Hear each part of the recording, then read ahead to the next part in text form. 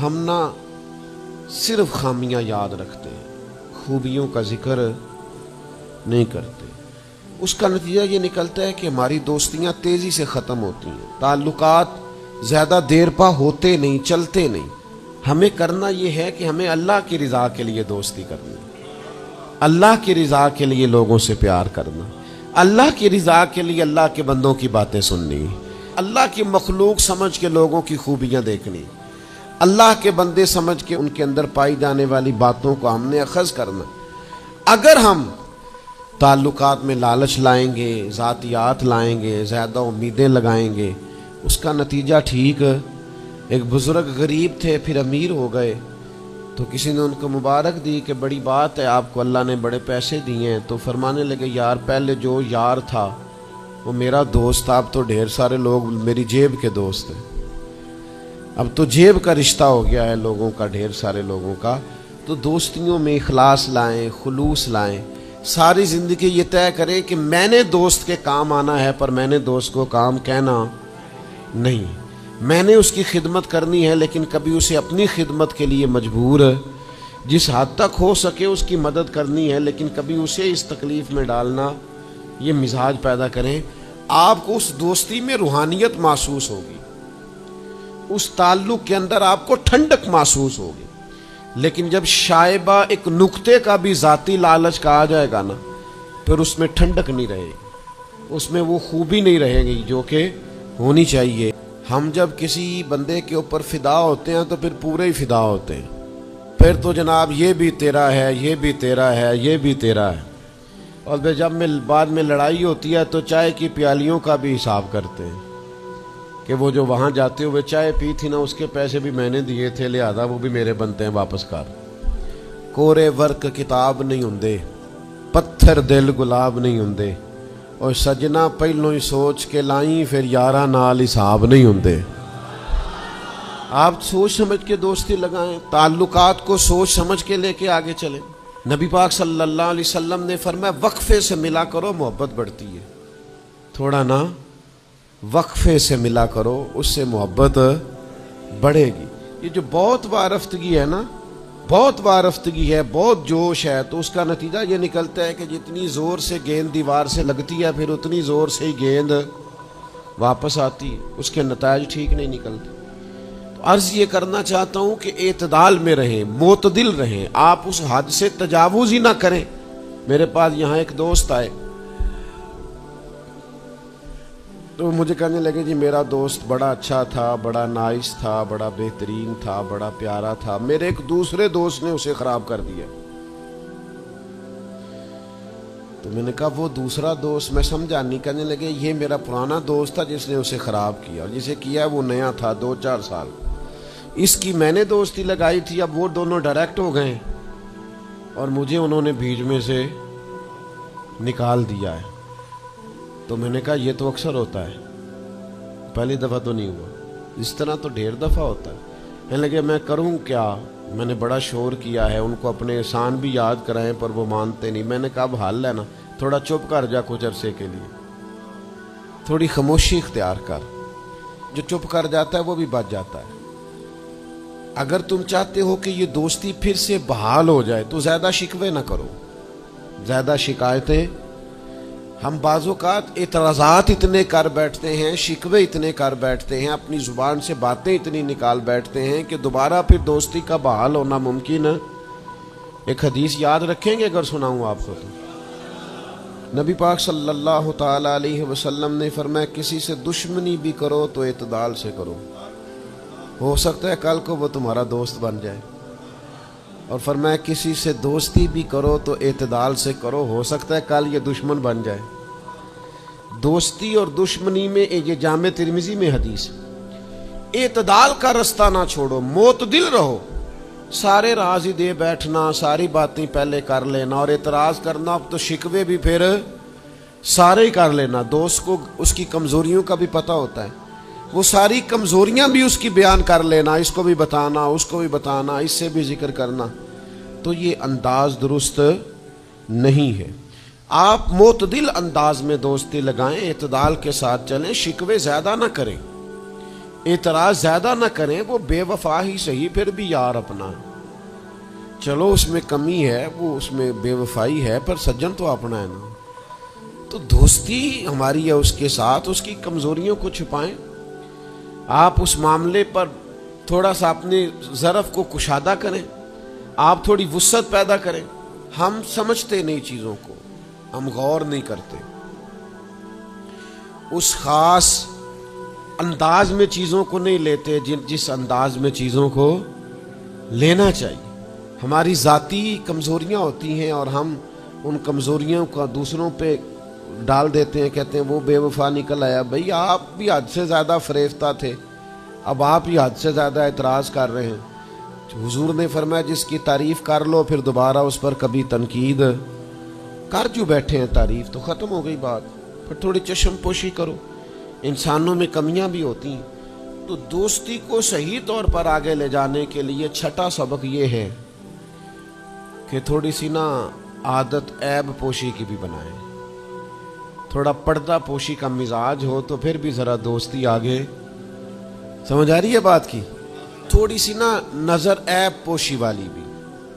کچھ لوگوں کی تنقید کی آنکھیں اتنی زیادہ کھلی ہوتی ہیں کہ وہ بیچارے کسی جگہ بھی تعلق نہیں رکھ سکتے، جہاں جاتے ہیں انہیں کمیاں ہی کمیاں نظر آتی ہیں، خامیاں ہی خامیاں نظر آتی ہیں، ان کا مزاج ہی نہیں ہوتا کسی عیب کو چھپانے کا۔ تو آپ جس جگہ پہ موجود ہیں، جس جگہ آپ کے تعلقات ہیں، جہاں دوستی ہے، جہاں محبت ہے، وہاں تھوڑا سا عیب پوشی کا بھی مزاج ہونا چاہیے۔ نبی پاک علیہ السلام نے فرمایا تو کسی مسلمان کی دنیا میں پردہ پوشی کر دے، اللہ قیامت والے دن تیری پردہ پوشی فرما دے۔ آپ تھوڑا سا اس کا عیب چھپا دیں، بات ختم ہو گئی، تھوڑی سی پردہ پوشی کر دیں۔ دیکھیں نا، ہمیں حکم دیا گیا ہے شریعت میں، کسی شخص کا انتقال ہو گیا، اب کچھ لوگ اس کے غسل میں شریک ہیں، تو ان کو حکم یہ ہے کہ اگر تم نے کوئی اچھی بات دیکھی نا، خوبی دیکھی، چہرہ کھل گیا ہے، جسم تر و تازہ ہے، تو یہ سب کو بتاؤ، اور اگر تم کچھ ایسی چیز دیکھو کہ بیماری کی وجہ سے جسم اکڑ گیا ہے یا کسی وجہ سے چہرے پہ کوئی سیاہی آ گئی، جو کسی سے ذکر نہ کرو۔ جانے والے کے لیے تم اچھی چیزوں کو تو بیان کرو، لیکن نقائص کو کبھی بھی بیان نہ کرو۔ اور نبی پاک علیہ السلام نے فرمایا اذکروا محاسن موتاکم، جب تم میں سے کوئی دنیا سے چلا جائے تو اس کی اچھی اچھی باتوں کا بیان کرو، اس کی اچھی اچھی باتوں کا ذکر کرو، اس کی خیر والی باتیں ڈھونڈ کے لوگوں کو سناؤ، یہ خوبی پائی جاتی تھی، یہ خوبی پائی جاتی تھی، یہ خوبی پائی جاتی۔ میں تھوڑے دنوں کی بات ہے، ایک جگہ پہ میں حاضر تھا، تو ایک صاحب وہاں اپنے ہی دوستوں کے کسی جھوٹ کا ذکر کر رہے تھے، اور وہ کہتے ہی جا رہے تھے بڑا غلط ہے، بڑے جھوٹ بولتا ہے، بڑے جھوٹ بولتا ہے، بڑے جھوٹ بولتا ہے۔ تو ایک آدھ دفعہ میں نے ان سے کہا کہ چلیں چھوڑیں، کوئی اور موضوع بھی ڈسکس کریں۔ انہوں نے کہا جی وہ بے وفا بھی بڑا ہے، مطلب پرست بھی بڑا ہے۔ پھر میں نے کہا چلیں کوئی اور موضوع بھی چھیڑیں۔ انہوں نے کہا نہیں جی وہ بندہ ہی بڑا غلط ہے۔ میں نے ان سے کہا ایک بات کروں؟ کہنے لگے کر لے۔ میں نے کہا آپ کو اس سے پیار بڑا ہے؟ کہنے لگے وہ کیسے؟ میں نے کہا آپ اس کا موضوع چھوڑنے کو تیار ہی نہیں۔ یہ جو آپ شکوہ کر رہے ہیں نا، اس کو نچوڑے نا تو اس کے اندر سے محبت چھلکتی ہے۔ آپ اس کا موضوع چھوڑنے کو تیار، یہ جو ہر بات پہ اب کبھی آپ کہتے ہیں جھوٹا بڑا ہے، کبھی کہتے ہیں بدعہد بڑا ہے، کبھی آپ کہتے ہیں وہ مطلب پرست بڑا ہے، تو 3-4 دفعہ آپ سے کہا موضوع بدل دیں تو نہیں نا بدل رہے۔ اس کا مطلب یہ ہے کہ آپ کو اس شخص سے محبت، تو یہ جو آپ شکوے کر رہے ہیں نا بار بار، اسے بھی نچوڑیں تو اس کے اندر سے محبت چھلک رہی ہے۔ وہ جو باپ بار بار کہتا ہے نا فلانا منڈا میرا بڑا نافرمان ہے، تو اصل میں والد کو پیار ہوتا ہے۔ وہ بار بار جو اس کا ذکر کرتا ہے، بار بار لوگوں کے سامنے، اچھا بچہ کہہ رہا ہوتا ہے مجھے بدنام کر رہے ہیں، یہ دیکھیں جی بار بار ہر جگہ سے یہ میری شکایتیں کرتے ہیں۔ تو اصل بات کیا ہوتی ہے؟ اصل بات یہ ہوتی ہے کہ اس بندے کو اس سے محبت بہت زیادہ ہے، وہ چاہتا ہے اس پیار کے سبب سے، اس محبت کی وجہ سے کہ وہ بار بار اس کا ذکر کرے، بار بار اس کا تذکرہ کرے، تو تھوڑی عیب پوشی کا مزاج بنائیں، تھوڑا درگزر کی طبیعت بنائیں، تھوڑا ماحول کے اندر اس طرح کا مزاج لے کے آئے۔ ہم دوستوں سے میں اکثر ایک بات کرتا ہوں، حضور فرماتے ہیں قیامت والے دن اللہ کی بارگاہ سے یہ اعلان ہوگا کہ کہاں ہیں وہ لوگ جو میری رضا کے لیے آپس میں محبت کیا کرتے تھے۔ رب فرمائے گا جب آج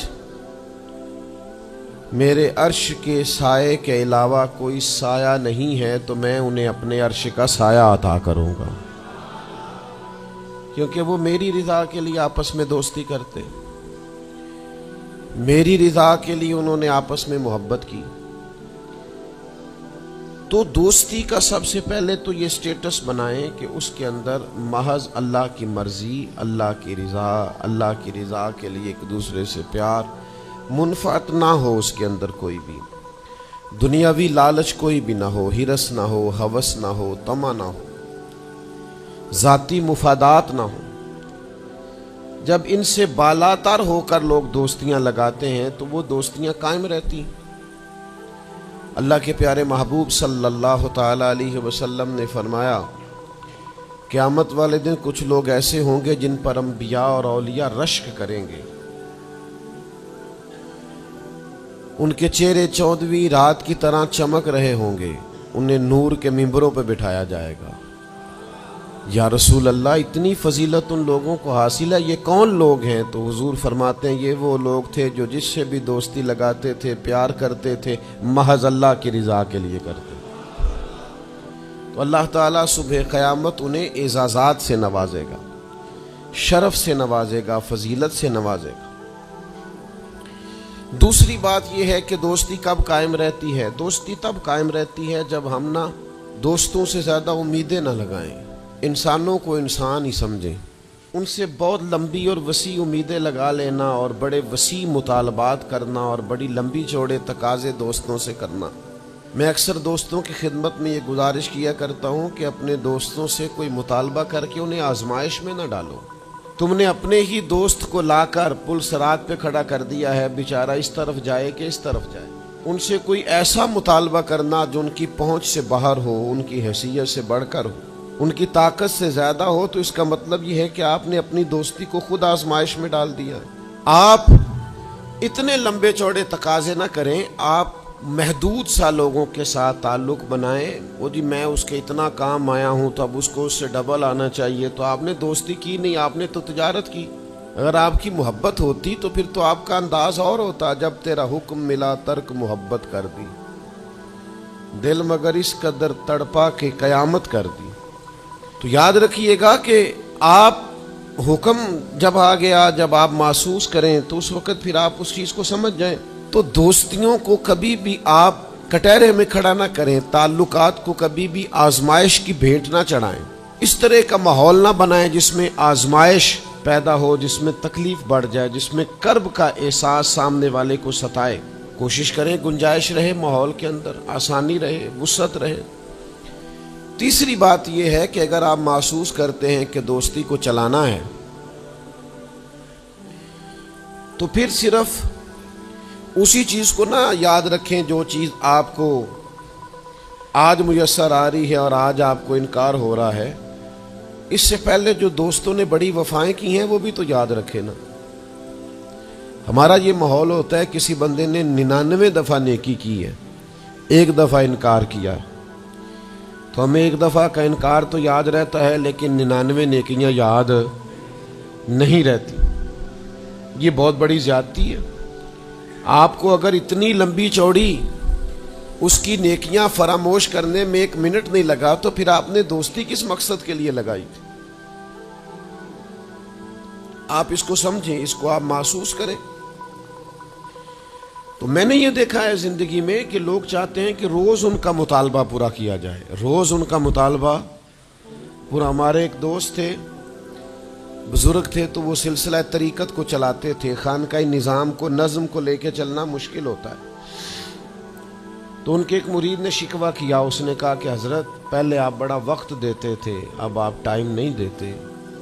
تو فرمانے لگے پہلے میرے بچے 1-2 تھے، اب درجنوں میں ہو گئے، اب وقت بٹ کے ملے گا نا۔ والد پہلے ایک پر توجہ دیتا ہے، بچے 4 ہو جائیں تو ٹائم تقسیم، بات کی سمجھ آ رہی ہے؟ تو وقت تقسیم ہو کے ملے گا نا جب بچے بڑھ جاتے ہیں۔ اور فرمانے لگے ابھی تو میرے سمجھ لو 10-15 بچے ہیں، تو جب پوتے نواسے نواسیاں ہو گئے تو یہ اور زیادہ بٹ جائے گا، پھر اس میں اور زیادہ تقسیم کار ہو جائے گی، تو پھر اس طرح کر کے ماحول میں تقسیم ہو جاتی، اور یہ ہوتا ہے۔ یہ ایک صورت ہے، آپ دیکھیے نا، کبھی ایسا بھی ٹائم تھا حجر اسود پر کہ اس کو ہاتھ لگا کے آپ چوم لیتے تھے، اور ڈھیروں وقت صحابہ اس پر چہرے رکھ کے رویا کرتے تھے۔ پھر ایسا وقت آیا کہ چھڑی لگا لو بھائی، چھڑی لگا کے پیچھے ہٹ جاؤ، اور اب ایسا ٹائم ہے کہ آپ دور سے استلام کر لیں۔ اب اگر آپ کہیں کہ مسلمان دیکھو جی حجر اسود کو تو ہاتھ لگانے کا موقع ہی نہیں مل رہا، تو بھئی نبی پاک نے تو فرمایا میں قیامت والے دن کثرت امت پر فخر کروں گا کہ میری امت زیادہ ہے۔ تو یہ تو تعداد کا بڑھنا، یہ تو کثرت کا ہونا، یہ تو باعث ناز اس کو سرکار نے کہا۔ اب آپ دائروں میں محدود کرنا چاہتے ہیں، آپ اس طرح کا ماحول بنانا چاہتے ہیں کہ کوئی شخص مقید ہو جائے، وہ اس دائرے سے باہر نہ نکلے، تو یہ تو بات درست نہیں ہے۔ تو کوشش کرنے کا مقام یہ ہے کہ آپ دوسروں کے لیے بھی گنجائش پیدا کریں، دوسروں کے لیے بھی آسانی کرنے کی کوشش کریں، پھر تعلق برقرار۔ اور پھر آپ پچھلی نیکیاں بھی تھوڑی یاد رکھیں کہ اس سے پہلے اس نے بڑی نیکی کی، بڑی محبت کی، تو پچھلی نیکیاں بھی دوستوں کی یاد رکھیں۔ صحیح بخاری سے ایک حوالہ عرض کرتا ہوں، نبی پاک صلی اللہ تعالی علیہ وسلم کا نا ایک راز لیک ہو گیا۔ حضور مکہ مکرمہ پر حملہ کرنا چاہتے تھے، تو ایک خط لکھ کے دیا گیا ایک عورت کو کہ جا کے پہلے سے آگاہ کر دو مکے والوں کو کہ تم پر حملہ ہونے والا ہے۔ اس عورت نے وہ خط اپنے بالوں میں چھپایا اور وہ نکل گئی۔